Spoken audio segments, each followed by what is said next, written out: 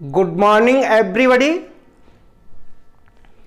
आज का टॉपिक है बौद्ध संघ। इसी में आज मेरा तीसरा लेक्चर। तो बौद्ध धर्म में बौद्ध संघ का महत्वपूर्ण स्थान था और यह इतना महत्वपूर्ण था जितना त्रिरत्न अनिवार्य थे। जिस तरीके त्रिरत्न अनिवार्य था, बुद्धम शरणम गच्छामि, धम्मम शरणम गच्छामि, संघम शरणम गच्छामि, उसी तरीके संघ का भी बहुत महत्वपूर्ण स्थान था। और पहला उपदेश गौतम बुद्ध ने सारनाथ में 5 ब्राह्मण शिष्यों को दिए थे और उन्हीं के साथ मिल करके संघ बनाए थे। उन्हीं के साथ मिल करके संघ बनाए थे। और फिर जो है यश नामक व्यापारी भी जो है संघ का सदस्य बना। और ये जो संगठन था बौद्ध संघ का, यह गणतांत्रिक था। यह गणतांत्रिक था और गृहस्थ जीवन का त्याग करके ही व्यक्ति संघ में शामिल हो सकता था। वही व्यक्ति शामिल होता था जो गृहस्थ जीवन का त्याग करे और उसके बाद जो है उसकी उम्र जो है 15 वर्ष से कम नहीं होनी चाहिए। यह अनिवार्यता क्या थी कि 15 वर्ष से उम्र उसकी कम नहीं होनी चाहिए थे। और कोई भी व्यक्ति संघ में तभी भी शामिल हो सकता है जब वह अपने माता पिता से आज्ञा लेकर के आए। बिना उनके आदेश के वह संघ में शामिल नहीं हो सकता था।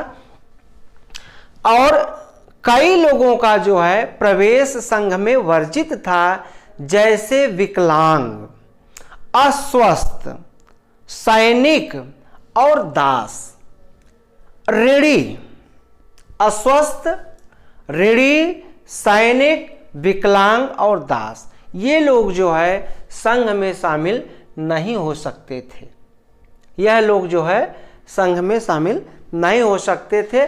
और जो संघ का प्रस्ताव था, जो संघ का प्रस्ताव था, प्रस्ताव पाठ कह लीजिए, प्रस्ताव पाठ, तो उसको कहा जाता था अनुवासन। उसको क्या कहा जाता था? अनुवासन।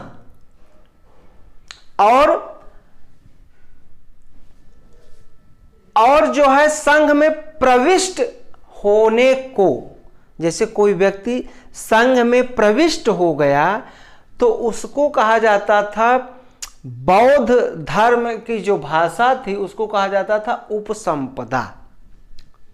उसको क्या कहा जाता था? उपसंपदा। और गृहस्थ जीवन का त्याग, जब व्यक्ति गृहस्थ जीवन का त्याग करता था और संघ में शामिल होता था, तो जब गृहस्थ जीवन का त्याग कर दे तो उसको कहा जाता था प्रवज्या।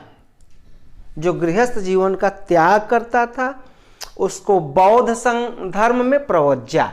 और प्रवज्या ग्रहण करने वाले को, प्रवज्या ग्रहण करने वाला क्या कहलाता था?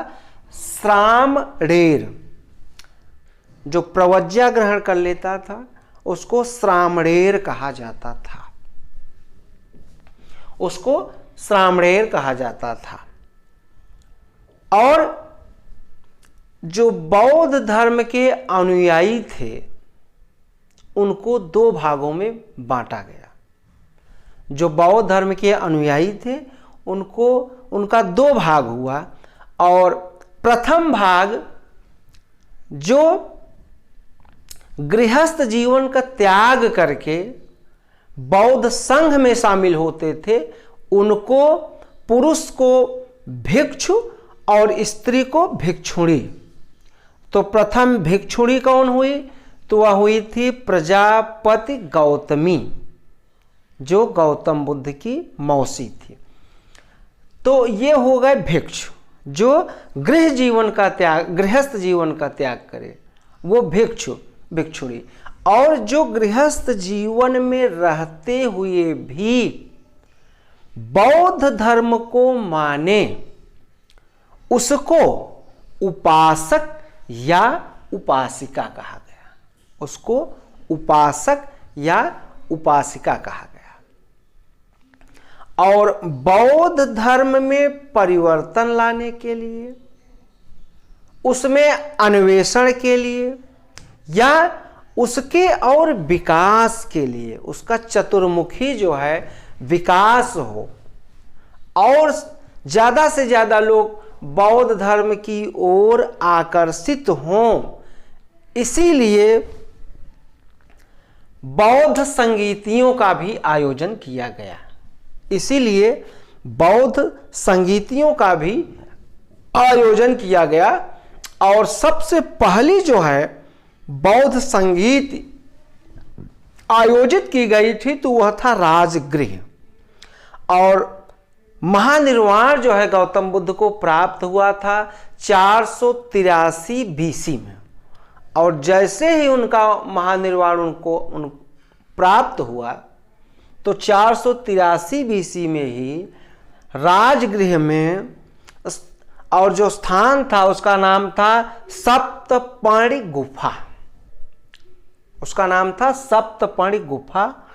और उसकी अध्यक्षता जिसने किया था उनका नाम था महाकश्यप,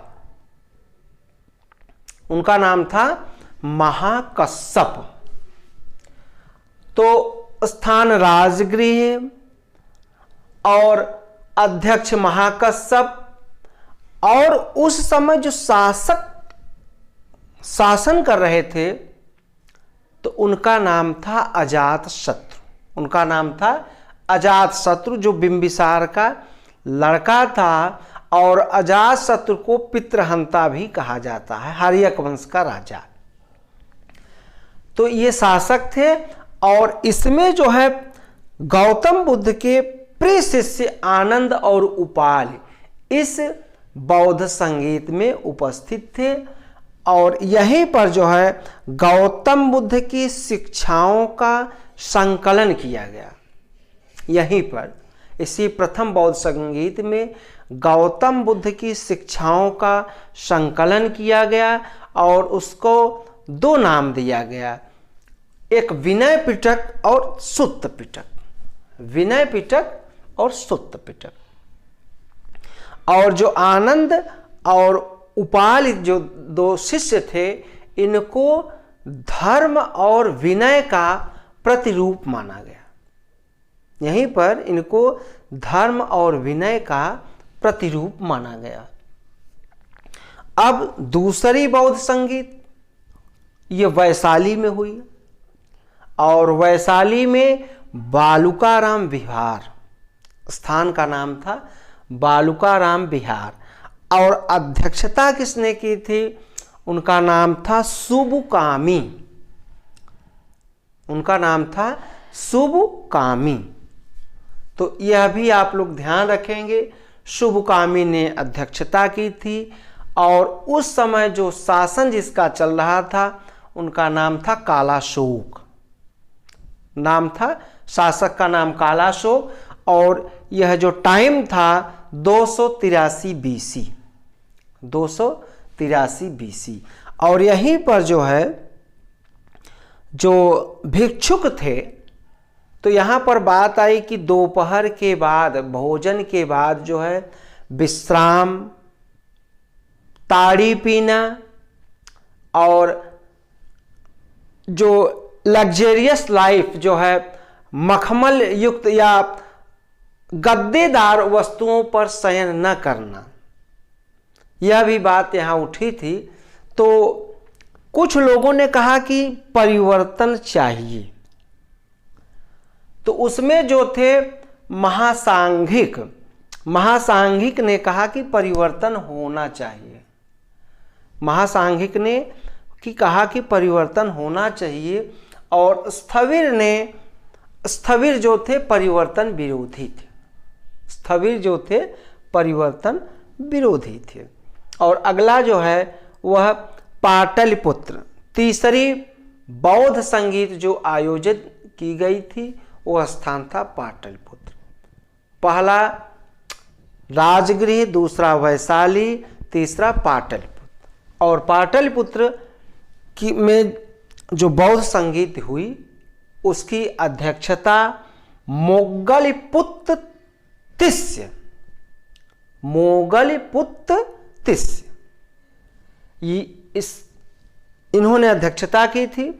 और प्रथम बार इसमें कोई उपाध्यक्ष हुआ और उपाध्यक्ष का नाम था अश्वघोष। उपाध्यक्ष का नाम था अश्वघोष। उपाध्यक्ष का नाम था अश्वघोष और जिनका शासन था उनका नाम था कनिष्क। नहीं, ध्यान लें, ये जो है पाटलिपुत्र,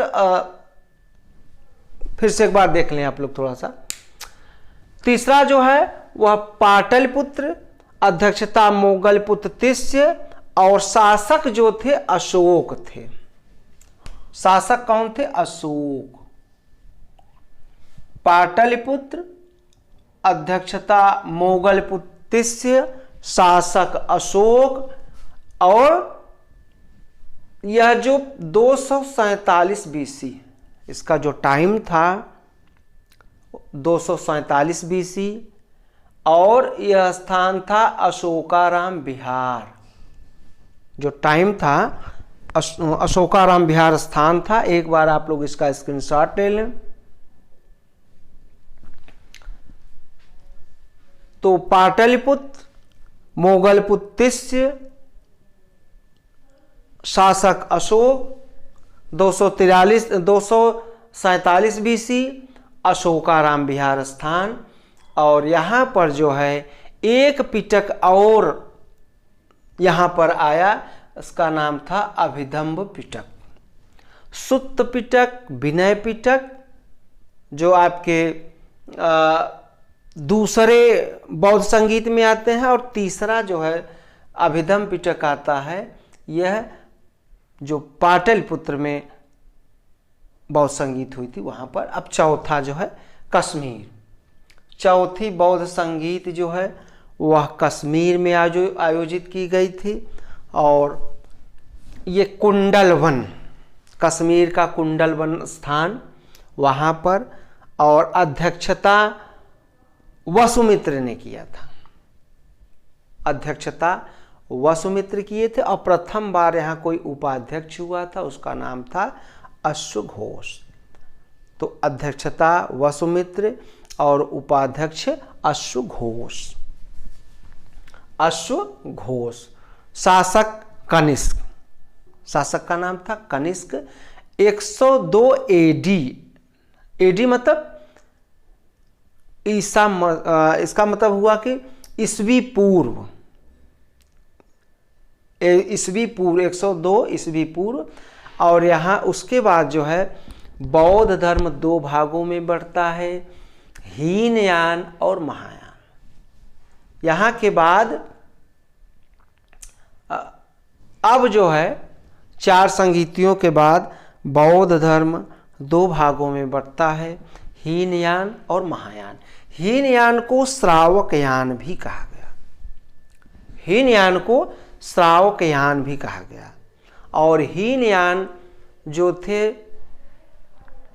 वह परंपरावादी थे, परंपरावादी थे। अर्थात हीनयान जो है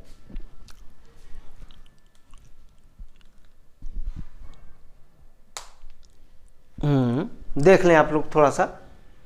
हीनयान जो है वह, इसको श्रावकयान भी कहा जाता है। और हीनयान वाले महात्मा बुद्ध को महापुरुष मानते थे, महापुरुष ही मानते थे। और मूर्ति पूजक नहीं थे हीनयान वाले। और हीनयान जो धर्म था यह व्यक्तिवादी धर्म था, यह व्यक्तिवादी धर्म था। अर्थात व्यक्ति स्वयं जो है 10 शील, आर्य सत्य और अष्टम मार्ग के द्वारा निर्वाण प्राप्त करेगा, निर्वाण प्राप्त करेगा। और इसको क्या कहा गया, इसीलिए इसको व्यक्तिवादी धर्म भी कहा गया। और ये जो है हीनयान वाले मांस का निषेध, मतलब मांस नहीं खाते थे और कोई तीर्थ यात्रा नहीं करते थे, कोई तीर्थ नहीं करते थे। गौतम बुद्ध को महापुरुष माने थे। और ये धर्म जो फैला वो कहाँ पहुँचा, श्रीलंका, वर्मा, थाईलैंड। श्रीलंका, वर्मा, थाईलैंड वाले हीनयान के समर्थक हैं, हीनयान के अनुयायी हैं। और अब जो है महायान, महायान को उत्कृष्ट मार्ग, महायान का शाब्दिक अर्थ हुआ उत्कृष्ट मार्ग। और ये जो है बुद्ध को देवता मानते हैं, बुद्ध को देवता मानते हैं। और आप लोग थोड़ा सा ध्यान दें कि जो विष्णु के 10 अवतार हुए उसमें बुद्ध को भी जोड़ा गया है, महात्मा बुद्ध को भी वहाँ बता दिया गया कि यह भी विष्णु के अवतार हैं। और जो महायान वाले हैं वो मूर्ति पूजक हैं। यहाँ से मूर्ति पूजा बौद्ध धर्म में शुरू होती है, जबकि गौतम बुद्ध मूर्ति पूजा के विरोधी थे। और पहली एडी में, पहली शताब्दी में मथुरा कला में गौतम बुद्ध की मूर्ति बनना शुरू होती है। और 4 स्थान हैं जिनको तीर्थ माना गया है। बौद्ध महायान संप्रदाय में 4 स्थान जिनको तीर्थ माना गया, लुम्बिनी, सारनाथ, बोध गया और जो है कुशीनगर। लुम्बिनी, सारनाथ, बोध गया और कुशीनगर, यह जो है 4 जो है इनको तीर्थ माना गया है। और यह धर्म जो है महायान का चीन, तिब्बत, जापान, चीन, तिब्बत और जापान, तो चीन, तिब्बत, जापान वाले वह महायान समर्थक हैं या महायान संप्रदाय को मानने वाले हैं, महायान संप्रदाय को मानने वाले हैं। अब हम देखेंगे प्रमुख बोधिसत्व। प्रमुख बोधिसत्व जिनको माना गया कि यह जो है ये पहले हैं अवलोकितेश्वर, दूसरे मंजुश्री, तीसरे वज्रपाणि, क्षितिग्रह। अवलोकितेश्वर, मंजुश्री, वज्रपाणि, क्षितिग्रह, मैत्रेय। मैत्रेय। अब हम देखेंगे कि हीनयान भी कई संप्रदायों में बढ़ता है। 2 संप्रदाय हीनयान के, महायान के भी 2। तो हीनयान कि पहला जो है संप्रदाय वैभाषिक, विभाषा शास्त्र को मानते हैं। वैभाषिक जो है विभाषा शास्त्र को मानते हैं। और यह वैभाषिक जो फैला यह कश्मीर में वैभाषिक संप्रदाय और सौत्रांतिक जो है, सौत्रांतिक जो संप्रदाय फैलता है वह सुत्त पिटक को लेकर के सौत्रांतिक संप्रदाय बनता है। फिर जो है महायान, महायान के भी 2 संप्रदाय। पहला शून्यवाद और इसको जो है माध्यमिकवाद भी माना जाता है, शून्यवाद या माध्यमिकवाद। और इसके प्रवर्तक थे नागार्जुन। इसके प्रवर्तक कौन थे? नागार्जुन थे। और वज्रयान, एक तो हो गया आपका शून्य, इसको वज्रयान भी कहा, और दूसरा हो गया कालचक्रायन। ध्यान दें थोड़ा सा, शून्यवाद और इसको माध्यमिकवाद भी कहा गया। और इसके दूसरे शिष्य थे आर्यदेव, इसके दूसरे शिष्य थे आर्यदेव। और दूसरा है विज्ञानवाद, विज्ञानवाद या योगाचार, विज्ञानवाद या योगाचार। और इसके प्रवर्तक थे मैत्रेय। इसके प्रवर्तक कौन थे? मैत्रेय। फिर बौद्ध धर्म में और अन्य संप्रदाय आते हैं, जैसे वज्रयान, कालचक्रयान, सहजयान। वज्रयान, कालचक्रयान, सहजयान। तो ये आज का टॉपिक था। वीडियो को लाइक, सब्सक्राइब एवं शेयर करें। बहुत बहुत धन्यवाद आप लोगों का। जय हिंद।